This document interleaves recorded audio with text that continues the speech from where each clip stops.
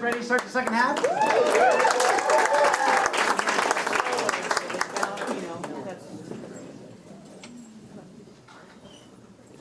All right, kicking off our second half for PechaKucha Night Volume 37, John Killacky, Scenes from the AIDS War.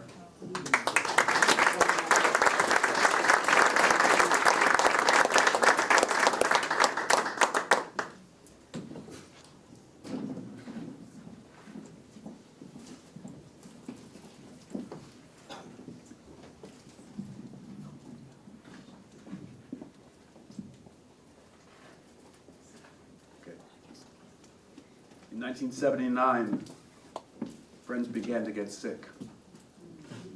In 1981, the New York Times warned of a rare gay cancer in 41 homosexuals. By 1993, my entire generation of gay men were dying of AIDS. Here are stills and excerpts from some of my pandemic videos. At first, people died alone. Even medical staff would leave food outside the hospital rooms, afraid to come in. Community care circles, vigils through the night, and writing libretti for memorial services. In 1993, I was back in New York and went to see the AIDS film Philadelphia. Afterwards, I walked from the Upper East Side to Greenwich Village, where I was staying. It was a Sunday morning. The streets were empty and haunted. I passed 62nd and 2nd, where I used to listen to Bill about his plummeting T-cell counts.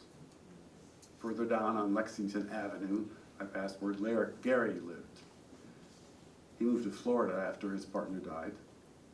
I never did get to say goodbye. Crossing over the west side was Manhattan Plaza. Kevin moved there after Don died. And then on 24th and 9th, I passed Vito's apartment. We often gossiped how angry he'd be if he was still alive, about how little has changed in the Hollywood closet. A few blocks further downtown, I was in the Village. Here in every block, I looked up and saw shadows of those taken far too soon. Images of my lost ones surrounded me. I tried hard to hold on to some of my stolen shadows. Charlie would call in the middle of the night, screaming through his dementia, begging for us to get him out of the hospital, away from his real and imagined demons. I never did visit him. I was too ashamed. He never came home again. I held Peter, trying to warm his shivering body, hoping that somehow I could heal him, at least for a while, so he could sleep. Both of us were drenched in his night sweats. Months later, I dreamt of him and called. Peter died that morning. I telephoned my running friend Lee. I just returned from a trip and wanted to establish contact.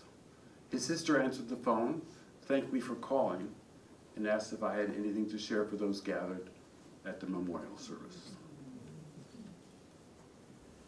When the news came ending Kevin's death watch, I was relieved. I wouldn't have to call the hospital anymore. In his last days, with morphine obliterating all feeling, I would be told his condition was satisfactory. Satisfactory. Margie crawled into Christopher's deathbed. As his spirit began to leave, instead of releasing, his body contracted, as only a dancer's could, and tightly embraced her. She held on, knowing his work was done, and hers only begun. After his troupe's performance, Reza was exhausted, shivering under blankets. Startled by his skeletal shell, I held him closely, knowing it was the last time I would see him. I told him I loved him. He whispered, "I love you too." Backstage, David was feverish. I let him know it was okay to cancel, but he said, "I came here to witness." soon afterward he was dead. I still imagine what his legacy might have been, along with Keith, Ron, Huck, Marlin. From the Kirov stage in St. Petersburg, I learned Rudolph died that morning. They said from a heart attack. No mention of AIDS. His name was evoked again in a performance in Tel Aviv, alongside Jean, Arnie, Dominique, Jorge, Tom. I hold on to my dead.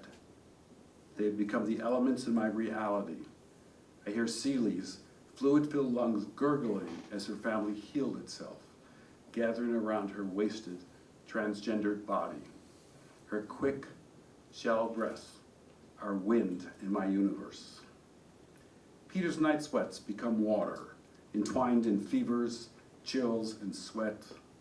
I kissed his cracked lips and held him forever that night. He kept apologizing as he cried.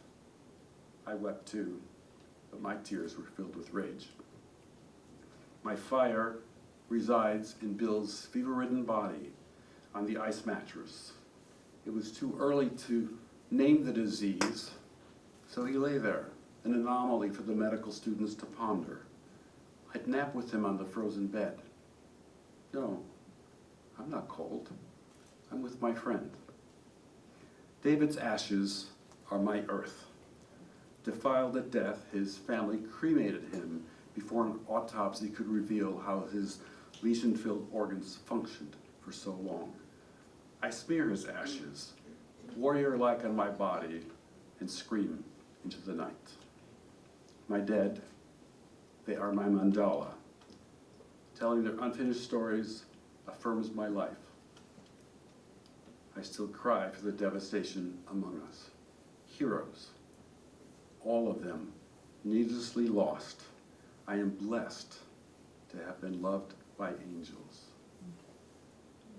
For all that have gone before, and for those of us that remain, may there be passionate, unforgiven fire. Bravo!